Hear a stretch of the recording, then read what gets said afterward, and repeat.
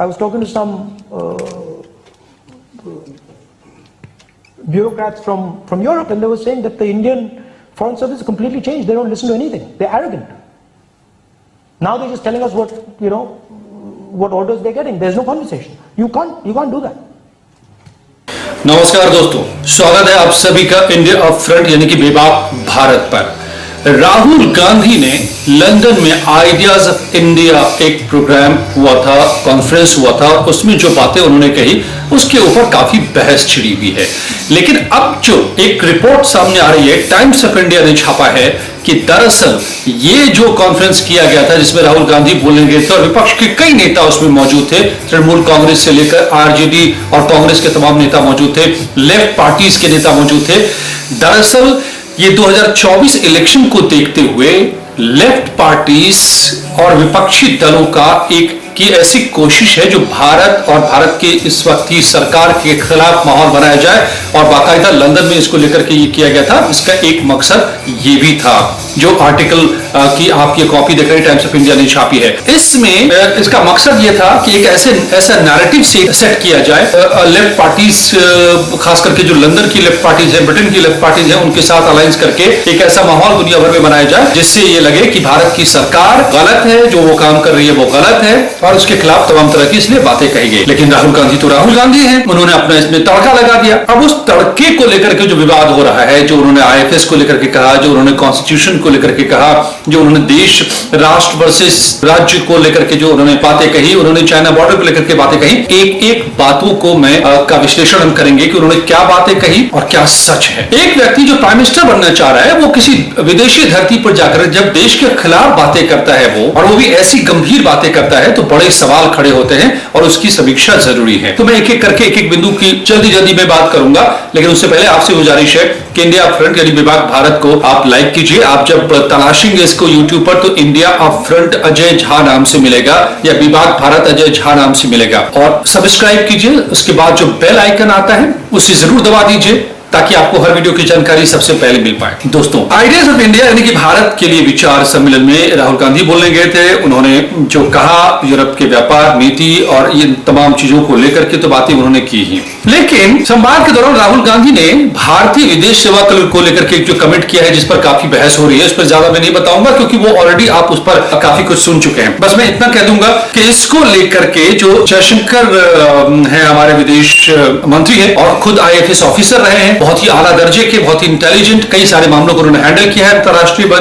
संबंधों को लेकर के और सिचुएशंस को लेकर के। उन्होंने इसका जवाब दिया है और उन्होंने कहा है कि हाँ, भारतीय विदेश सेवा बदल गई है, क्योंकि राहुल गांधी ने बदलने की बात कही थी। उन्होंने कही थी कि गवर्नमेंट की सिर्फ ऑर्डर लेती है, आईएफएस ऑफिसर लेते हैं और किसी की नहीं सुनते हैं। जयशंकर कह रहे हैं इस पर, एस जयशंकर, कि हाँ, भारतीय विदेश सेवा बदल गई है। वे सरकार के आदेशों का पालन करते हैं ऑफिसर्स, वे दूसरों के तर्कों का विरोध करते हैं। एस जयशंकर ने कहा है कि हमें अहंकार नहीं कहा जा सकता, ये आत्मविश्वास है, इसे राष्ट्र हित की रक्षा करना का कहते हैं। अब ये इसके क्या मायने हैं? इंडिया वे एक बुक एस जयशंकर ने लिखी है, कभी मौका मिले तो उसको पढ़िए और समझिए कि भारत ने पिछले कुछ सालों में, जब से खास करके ट्रंप आए अमेरिका में और उन्होंने अमेरिका फर्स्ट की पॉलिसी अपनाई और पूरी दुनिया में वर्ल्ड ऑर्डर चेंज हुआ और जो बाकी हालात हैं उसको उस बीच में भारत ने अपनी कैसी जगह बनाई है, कैसा संतुलन उसने बनाया है पूरी दुनिया के देशों के बीच में अपना, और कौन सा रास्ता बनाया है अपना उसने अंतरराष्ट्रीय मंच पर।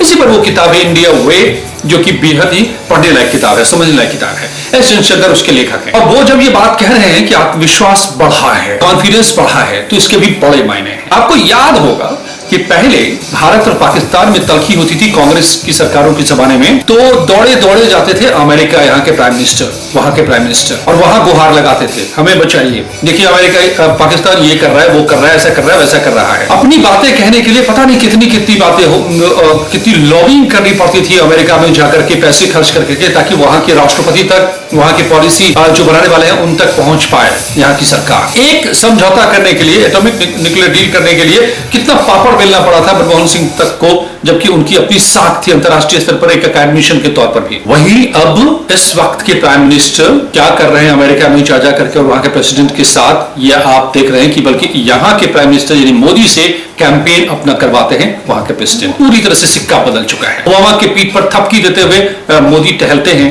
और आंखों में आंखें डालकर बातें करने का वक्त आ गया है, ये अमेरिका में खड़े होकर के प्राइम मिनिस्टर मोदी कहते हैं। तो वाकई डिप्लोमेसी बदल चुकी है। भारत ने यह साफ कर दिया है कि अगर भारत में कि बाजार का आपको फायदा उठाना है तो उसका फायदा हमें देना होगा, हमारे बाजार को बड़ा बनाना पड़ेगा, सिर्फ आप यहां से मुनाफा लेकर नहीं जा सकते, और इसलिए बराबरी की हिस्सेदारी की बात कही है। तो डिप्लोमेसी बदल चुकी है कई मायनों में। बहुत बड़ा टॉपिक है ये, इस पर बड़ी बातें हो सकती हैं, लेकिन राहुल गांधी जिस मायने में समझ रहे हैं उस मायने में नहीं बदली है, बल्कि वाकई एस जयशंकर जो कह रहे हैं अब विस्तार से पढ़ेंगे तो समझ में आएगा कि बदल चुकी है, कि भारत अब बराबरी से बात करता है। भारत दुनिया के मंच पर एक ताकतवर देश बन चुका है, कम से कम उस तौर पर अपने आप को स्थापित कर चुका है। दूसरी बात हम करते हैं, राहुल गांधी कहते हैं इसी सम्मेलन में कि भारतीय जनता पार्टी ने और यहाँ के ताकतवर लोग ने एजेंसियां संस्थानों पर कब्जा कर लिया है, उन पर कब्जा कर रहे हैं। हाँ जी, कब्जा किया है। जेएनयू पर कब्जा था कभी लेफ्टिस्ट का, क्या क्या वहां से टुकड़े टुकड़े और आजादी के नारे तक लगने लगे थे, उस कब्जेदारी को हटाया है।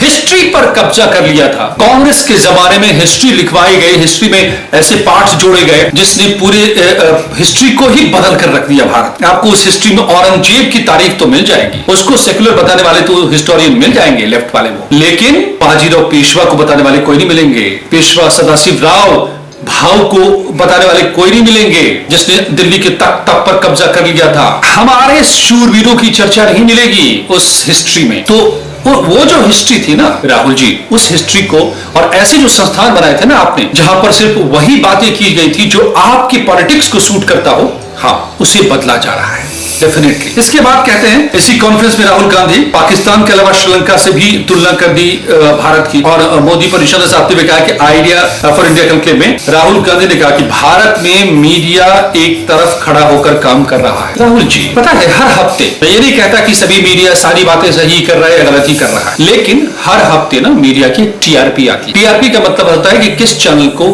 कि किस प्रोग्राम को कितने लोगों ने देखा। मैं जो यहाँ बोल रहा हूँ इसकी भी टीआरपी है, अपनी व्यूज है, मेरी शुरुआत है, लेकिन जितने व्यूज पढ़ेंगे, जितने सब्सक्राइबर देखेंगे, जो उतनी ही मेरी ताकत बढ़ेगी, चैनल की ताकत बढ़ेगी, और कमाई भी उसी से जुड़ा हुआ। तो उस जुड़ी कमाई के लिए ही सारे चैनल खड़े हैं, और वो अगर ऐसी बातें कर रहे हैं जो गलत है, जो देश की जनता को नहीं चाहिए, जो देश की जनता के खिलाफ है, जैसा कि आप लोग सालों से कह रहे हैं, तो क्यों लोग देखते हैं भाई इस मीडिया को, इन चैनल्स को? जनाब, सच बदल चुका है। आपने जो सच परोसा था, आपकी जो सरकारों ने सच परोसा था, आपकी पार्टी ने जो सच परोसा था 6-7 दशकों तक, जरूरी नहीं कि वही सच हो। सच का एक दूसरा भी पहलू है और वो बदल चुका है। इसीलिए शायद लोग उन चैनल्स को तो आप देख रहे हैं, उन मीडिया को तो देख रहे हैं, आपको नहीं देख रहे। जो आप कह रहे हैं कि मीडिया एक तरफ खड़े होकर के काम कर रहा है, अरे भाई अगर कुछ काम हो रहा है तो दिखाएगा नहीं क्या मीडिया? आपने यही तो कहा है। इसीलिए आपको न देश राष्ट्र दिख रहा है, एक राज्यों का संघ भर दिख रहा है आपको। इसीलिए शायद आपको चीन के बॉर्डर पर क्या कुछ हो रहा है वो दिख नहीं रहा है। आगे राहुल गांधी ने यह भी जिक्र किया है, मैं चीन और राष्ट्र की बात करूं, ईडी सीबीआई का जमकर इस्तेमाल हो रहा है। मैं याद दिलाना चाहता हूं, ज्यादा क्या बात करूं इस पर, बहुत पूरा इतिहास है। 2013 में सुप्रीम कोर्ट के जज ने कहा था, टिप्पणी की थी कि सीबीआई पिंजरे में बंद तोता है जिसके कई मालिक हैं। क्यों कहा था दोस्तों पता है? जो 2G घोटाला जो हुआ था, कोल स्कैम जो हुआ था बड़ा, कौड़ियों में मधु कोड़ा जैसे लोग जिनके भागीदार थे, और कांग्रेस के जो लोग थे जो इनके भागीदार थे, उन्होंने कौड़ियों में सारे खदान बेच डाले थे, जिसकी जांच अब तक हो रही है, वसूली अब तक चल रही है। और उसकी जब स्टेटस रिपोर्ट उस जांच की सौंपी गई, सीबीआई कोर्ट में सौंपी, तो उसको उस समय के कानून मंत्री अश्विनी कुमार ने बदल दिया था। इसी पर कोर्ट बौखला गया था, सुप्रीम कोर्ट, और कहा था कि ये स्टेटस रिपोर्ट बदलकर आप क्या कर रहे हैं, पिंजरे का तोता बन गए हैं, ताकतवर बन गया। तो ये सब तो उसी समय में हुई थी ना जब आपकी सरकार थी, तो आप याद कर लीजिए। और ऐसी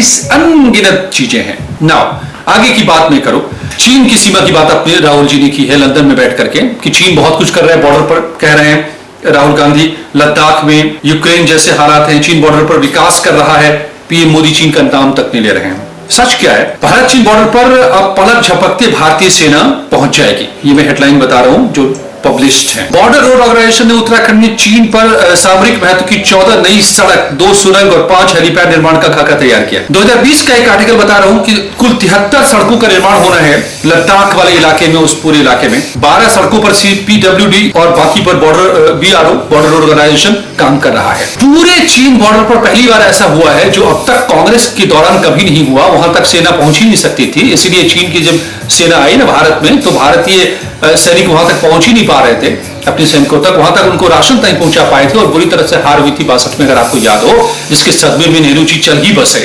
अब वहां पर ना तरक्की हो रही है, गांवों को डेवलप किया जा रहा है, सड़कें बनाई जा रही हैं, वहां के लोगों को मजबूत किया जा रहा है, रोजगार दिया जा रहा है बॉर्डर पर, और सड़कों का जाल बिछाया जा रहा है। और पहली बार चाइना के खिलाफ इंडियन आर्मी ने स्ट्राइक कोर खड़ी की है। अब तक चाइना से डिफेंसिव पॉलिसी अपनाता था भारत, लेकिन अब स्ट्राइक कोर यानी कि आक्रामक पॉलिसी अपना रहा है। एक ऐसा कोर, एक सेना का संगठन एक ऐसा बनाया जा रहा है दस्ता जो चीन पर आक्रमण कर सके। बदलाव हो रहा है साहब, सच तो बोलिए, आप प्राइम मिनिस्टर बनना चाह रहे हैं, आप ये दिखाइए तो मादा कि आप सच बोलकर फिर भी मोदी को झुका सकते हैं, तभी तो हम आपको चुन पाएंगे। ये झूठ, ये अज्ञानता वाली बातें परोसते रहेंगे, कैसे भरोसा कर पाएगा देश आप पर?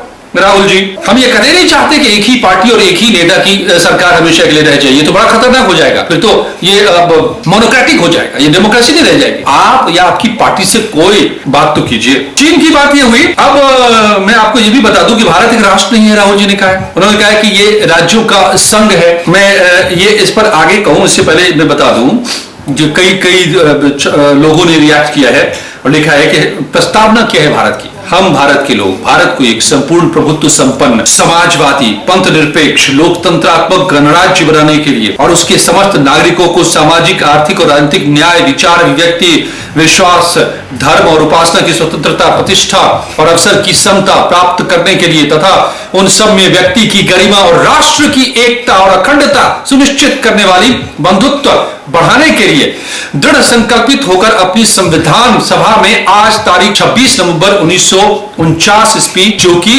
एतद द्वारा संविधान को अंगीकृत, अधिनियमित और आत्मार्पित करते हैं। राष्ट्र की एकता और अखंडता, राज्यों का संघ जरूर है, लेकिन पहले देश है। राहुल जी, आपने उल्टा समझ लिया है हर बात की तरह। भारत एक ऐसा देश है जिसमें सीमित अधिकारों के साथ क्षेत्र के आधार पर वहां की स्थानीय जरूरतों को पूरा करने के लिए, वहां के कल्चरल और डेवलपमेंट की नीड को फुलफिल करने के लिए राज्य बनाए गए हैं, जो कई बार रीऑर्गेनाइज हुए हैं, ऑर्गेनाइज हुए हैं, बदले गए हैं, टूटे हैं, नए बने हैं, और वो उनका स्वरूप बदलता रहता है। वो स्थायी नहीं है। स्थायी है तो एक भारत की अवधारणा, भारत देश, राष्ट्र, एक ही संविधान है जिससे सभी राज्य चलते हैं। सभी राज्यों के संविधान से देश नहीं चलता। क्या राहुल जी, राज्यों का देश बता दिया आपने। किस संविधान से चल रहा है देश? बिहार के संविधान से कि तमिलनाडु के संविधान से? कि इनके पास अपने संविधान भी है क्या? कि देश में एक संविधान है, एक कॉन्स्टिट्यूशन है, वही उसी से देश चलता है? कैसी बातें करते हैं आप राहुल जी। फिर वही वाली बात, मैं नहीं कहूंगा आपको पप्पू, लेकिन अगर बीजेपी कहती है तो क्या गलत कर देती है बताइए? ऐसी बातें आप जब कर देते हैं तो वो भी लंदन में बैठ करके लोगों को बताते हैं देश में केरोसिन फैला दिया है। केरोसिन फैला दिया है? आपने केरोसिन की फैक्ट्री खोल रखी थी साहब। आपके समय में जितने दंगे हुए, आपने जितना एक तबके को तूल दिया, मन बढ़ाया, उसका नतीजा है अब उसको बराबर किया जा रहा है, लेवलिंग की जा रही है देश में। आप कहते केरोसिन फैला दिया पूरे देश में। अरे साहब, यही देश है ना जहां पर बात बात पर दंगे होते थे। यही देश है जहां पर आप किसी को ये राइट तो दे देते हैं कि 3 तलाक दे दो, 4 शादियां कर लो, आतंकवाद का पाठ पढ़ाने वाला कुरान मस्जिद में पढ़ाओ सरकार के पैसे पर, लेकिन गीता और महाभारत, रामायण ये कम्युनल हो जाएगा। इसकी बात मत करना। क्या बात करते हैं आप? देश को आपने बांट दिया साहब, 2 तराजू में तौल दिया, अलग अलग कर दिया। एक को कुछ बना दिया, दोनों के बीच में खाई पैदा कर दी, दोनों को अलग अलग बना दिया हिंदू मुसलमान को। आपने, नेहरू जी ने मुस्लिम पर्सनल लॉ लाकर और हिंदू के सारे रिवाजों को कोडिफाई करके, तो एक देश एक विधान बनाए होते, कॉमन सिविल कोड बनाए होते, यूनिफॉर्म सिविल कोड बनाए होते, आज ये देश बटा नहीं होता, इतने दंगे नहीं होते और ये केरोसिन आपको नजर नहीं आता। अब वो बराबर किया जा रहा है, सबको की लेवलिंग हो रही है ताकि लोग हिंदू मुसलमान न बने रहे, भारतीय बने। समझिए। और यही बात है कि भारत की पहचान को लेकर के और ये जो बातें कह रहे हैं, तो देखिए दर्शक आमन जो लोग हैं, देश की जनता, संक्रांत सानू है, ट्विटर पर लिखते हैं कि पूरी तरह से झूठ है राहुल जी की बात, जो राज्यों वाली बात है कि राष्ट्र नहीं है। राहुल गांधी को लगता है कि अमेरिकी इतिहास पढ़ रहे हैं। राज्य एक साथ नहीं आए। स्वतंत्रता के बाद राज्यों को बार बार पुनर्गठित किया गया, उनकी कोई निश्चित पहचान नहीं है। भारत एक सिविलाइजेशनल एंटिटी है जो हजारों साल पुरानी है। राहुल जी ध्यान दीजिएगा। एक यूजर ने लिखा है कि इन लोगों को अपनी कहानी सीधी करने की जरूरत है। पहले एक कॉमेडियन कुछ बकवास लिखता है जिसे आइडिया ऑफ इंडिया कहा जाता है, फिर दूसरा कॉमेडियन कहता है कि 2 भारत हैं, फिर एक कहता है कि कोई भारत नहीं है, सिर्फ राज्यों का एक ढांचा है। आगे क्या? तो ब्रिटेन के लेफ्ट पार्टियों के साथ मिलकर विपक्षी दलों का जमावड़ा करके राहुल गांधी ने जो उस पर अपना तड़का लगाया है, उसको समझ लीजिए कि उसकी गहराई क्या है, उसका मकसद क्या है और उसमें किस तरह की बातें हो रही हैं। देश को भटकाने की। और मैं एक चीज जरूर मेंशन करूंगा, एक वीडियो मैंने कल ही डाला है, उसको भी देख लीजिएगा। नंबी थाम्बियार जो एक रॉकेट साइंटिस्ट थे, जिन्होंने क्रायोजेनिक इंजन भारत में बनाने की शुरुआत की, करीब करीब बना चुके थे। जब अमेरिका ने देने से मना कर दिया, रूस को भी देने से मना कर दिया, भारत को रूस पर दबाव बनाया, तो थाम्बियार ने बनाने का काम किया। और अमेरिका ने उस वक्त केरल की लेफ्ट पार्टी के लोगों को पैसे खिला करके थाम्बियार पर गद्दारी का आरोप लगा दिया कि उन्होंने ये बेचा है। एक बहुत अंतरराष्ट्रीय साजिश रच के जिस पर फिल्म बनी है रॉकेटरी, द थम्बी इफेक्ट। अभी उसको कान में 10 मिनट तक स्टैंडिंग ओवेशन मिला है। आर माधवन ने बनाई है 5 साल से अपना सब कुछ, सारे पैसे लगा करके। जरूर देखिएगा और समझिएगा कि ये लेफ्ट पार्टियां क्या क्या करती रही हैं। तो सावधान हो जाइए और समझिए कि कौन कर क्या रहा है, और फिर तय कीजिए कि आपको लोकतंत्र बचाना है इस देश में और उसको मजबूत बनाना है और तरक्की चाहिए तो किस रास्ते वो। धन्यवाद दोस्तों, मिलते हैं अगले वीडियो में। नमस्कार।